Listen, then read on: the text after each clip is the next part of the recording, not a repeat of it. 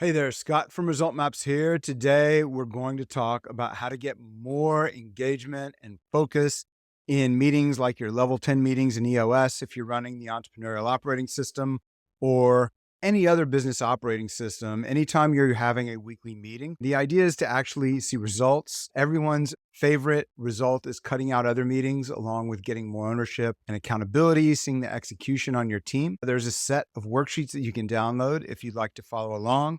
If you don't see the link in the description, just comment the word worksheet below and we'll get you a copy. So this is part of our second major milestone on your path to profitable growth and value in your business. We teach founders and leadership teams to think about first getting everyone rowing in exactly the same direction. And then from there, we want to level up your teamwork so everyone is experiencing wins every day. And this is part of getting those wins every day, hitting that milestone. And from there, you can go to auto scaling to ensure that you've got a system that's going to carry you to where you really want to go, whether it's growth or creating value. But without this one, you can read the books, you can get the coaching, you can get it mentally, but you're not going to see that proverbial traction of getting the right things done. And you're going to get a lot of issues with your people. The mistakes I see people make are they'll be well-intentioned. They'll read the books, they'll read Traction or like that whole EOS series. Maybe they're reading the Pinnacle series. Maybe they're reading an HBR book on meetings. But ultimately, when the rubber meets the road and you've got to get people to come together and manage time well, they're not getting the engagement needed to ensure that this meeting is really doing what it's supposed to do. So maybe you're having the meeting, maybe you're rating the meeting, but you just don't feel like you're seeing the results for it. Maybe some people aren't fully bought in, or everybody's rating the meeting as a 10, even though you know that you're not seeing the results. Another thing that happens is people don't know how to rate the meeting. Should I just call it a 10 so I can get out of here? Or what algorithm do I use to decide whether this was a good use of time? Is it about how I showed up? Is it about how we worked as a team? And if you're a tech company, leaders can get really, really detailed here. They want the algorithm. They want the checklist. And when you have that, one of two things happens. Either people get frustrated with it and they write the system off completely, never really buy in, or sometimes they think they're buying in, but we're not really being honest with ourselves about how we're using the time there. So you're still not getting the benefit of really great structure here. Your best case is you're slowing down your transformation, but worst case, you'll erode trust in the process and people will check out completely. So that's not the outcome we want. Part of this is mindset, right? Another part of it, though, is not really having a mental model for how this can work and how to think about this and discuss it and show up. So that's one of the things that we want to address today.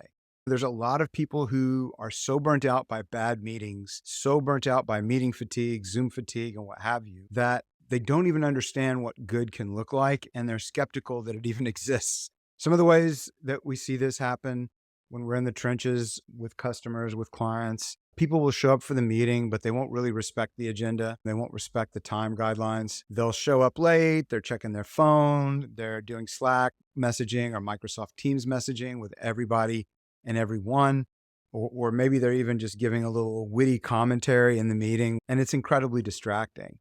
So they're not really showing up in a way that makes it clear that they care deeply about their teammates or that they care deeply about the health of the company. And just by default, that makes it difficult to implement any system, whether it's the entrepreneurial operating system or any other system, whether you're trying to do an agile transformation, you can pick your process improvement initiative. When people show up like that, things aren't going to go well. The third mistake I see is somebody's read the book. The book here I'm thinking of is Gino Wickman's Traction. And there's several other books. Scaling Up is another good one. The Great Game of Business is a good one.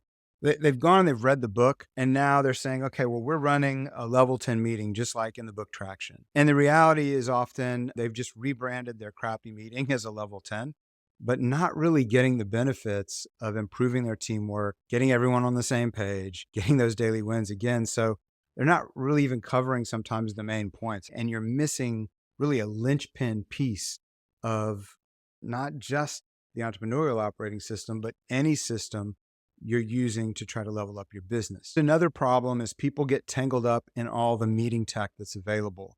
We've got our AI transcription bots, but if we're not showing up in a way where we're using our time effectively, if we're not thinking about our decisions and using strong mental models to come together, we're just having these transcriptions of garbage in, garbage out. Core problem we really want to address is to get our teamwork to a state where we're seeing wins every day. Everybody's aligned, we can adjust course, we're making good decisions, and we're moving on. We're cutting out all the time wasting meetings and interrupts in between. So if you've ever left one meeting, or if you've left a lot of meetings, just feeling like you don't really have your business operating system front and center, whether it's EOS or anything else, you're not getting the benefits out of it. I want to break it down for you here because there's no reason you have to go through that frustration. I've been doing this for a really, really long time. I've led process and systems improvement projects for some of the best companies out there. I've done them for big enterprises like Deloitte, Abbott Labs. I've done them for scrappy startups led by big name startup founders and everybody in between. And I have plumbed the depths of how to get this wrong and really been delighted with how to get it right. It's one reason why I gravitated so much to what the team at EOS did with their level 10s, because it matches how I ran meetings for years. So I'm here to tell you there's a simple way to approach this where you can get your whole team to lock in, dig in, and really engage and make these transformations happen so that you don't have to get caught in the confusion of the vocabulary and terminology and everything that goes with learning an entire business operating system. We're going to keep things very, very simple and give you a way that will have your people take ownership of the meeting and help you take ownership of the meeting with a simple mental model. What people really want is to know what good looks like. They want to know that it's there. They want to believe that it's there. They want to have confidence that we can get there even if we're not there yet. And we all want to be held accountable. People care about their performance. So we're going to lean into one of the classic and best and simplest process improvement tools ever invented. Way back in World War II, when a new type of bomber was introduced, the B-17, it was fantastic in terms of being able to fly through all kinds of hell. It was just hard to shoot down, delivered its bombs, it did all the things it needed to do. However, a lot of pilots were crashing it without being under fire or anything like that. And after some analysis was done, they talked with one of the best test pilots, the guy that never crashed them, like, what's going on? What are people missing? And they found that the root cause of the problem was people were forgetting to flip certain switches and do certain things that would keep the plane in the air at different times. So what this great test pilot came up with was what we now know as a modern checklist. It became the basis for a lot of great process improvements.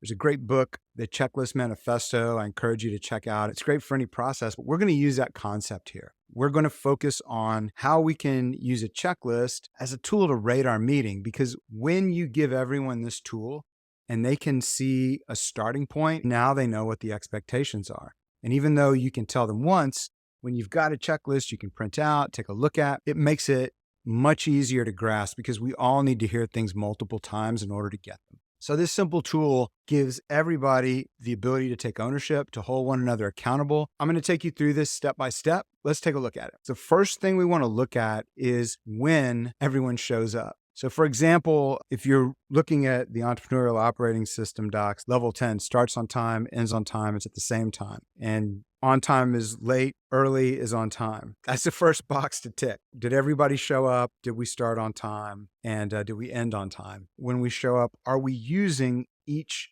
part of the meeting the way it's intended to be used? Are we adhering to the guidelines for these tools so that we can use them and use the time effectively and get to the all-important section where we solve our challenges, that issues section where we make decisions and where we improve the business? I'm not affiliated with or licensed by EOS Worldwide, so I'll give it to you straight. When I don't agree with something they do, I'll let you know. But the format of the level 10 is solid. It's one of the best things they have. So when you're using a framework like EOS with the level 10 meetings, each section has a specific purpose.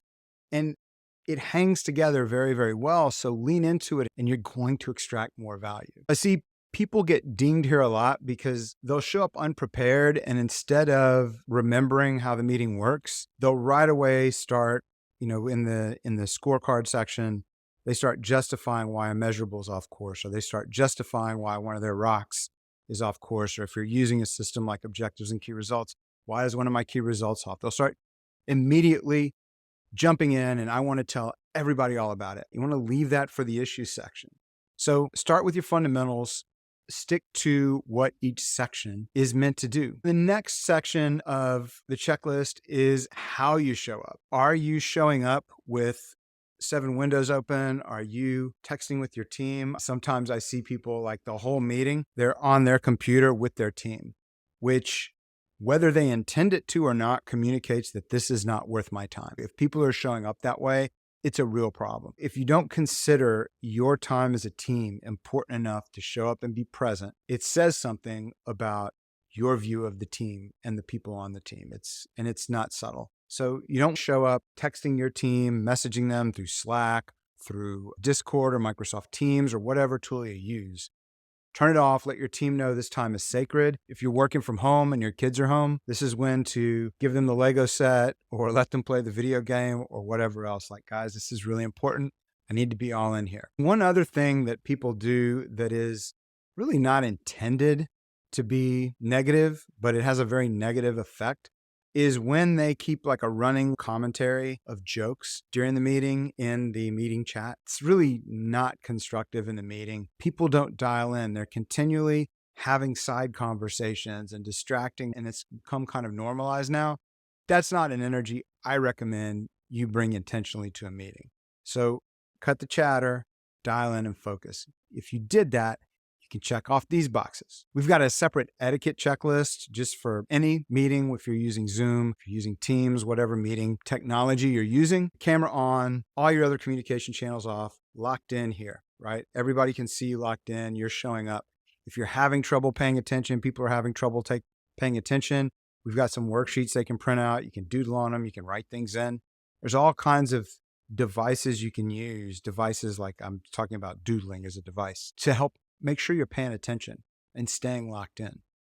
If you did that, you can check off these boxes. Another element of how you show up is whether or not you're prepared. The default state for meetings is it's on my calendar, I'll show up, we'll figure it out and talk when we're in there. It takes maybe 15 minutes to prepare. And I see people make all kinds of excuses. I want this to be automated and it's not automated. Honestly, taking time to sit there and review and collect a little bit of data to prepare for this meeting is worth your time because it forces you to slow down and think about things. If you show up and you're prepared and your numbers are updated, EOS calls them measurables if you're using EOS.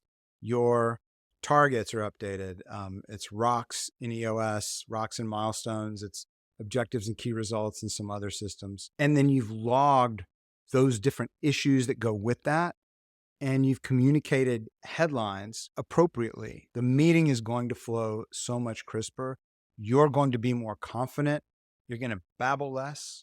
Your whole team's going to babble less, and you're not going to be wasting time. Prepping for the meeting changes the meeting. You can see people on your team take pride when they've got everything updated. Now that brings up the next point. Are issues really being surfaced or are they being hidden? The reality is when people prepare, they're going to see things earlier. They're going to think through things better. All of us, myself, you, whether you're founder, CEO, or a leadership team member, or even a contributor on a team, preparing for the meeting, showing up with intention makes a difference. So here's what I want you to do. Go ahead and download our checklist, share it with your team before the next meeting so that everybody knows what a good 10 looks like, and use that to rate the meeting. And watch, over a period of about 21 days, you will see your meetings improve dramatically. So if you're serious about running effective meetings that actually accomplish something, that level up your organization and make sure you're hitting your goals, comment checklist below and we'll get you the download link right away.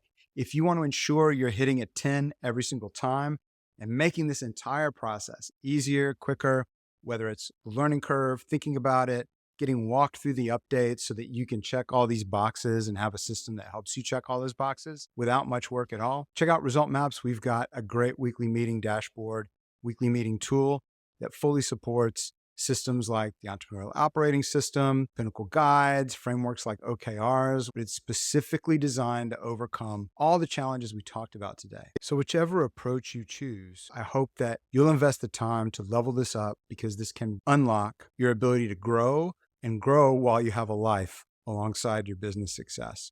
So whether you work with ResultMaps, whether you go hire an implementer, whether you do both, whether you find some other type of coach or consultant to help, or read a couple more books, whatever you do, invest the time in this and get it right. It's going to pay off. We'll see you next time.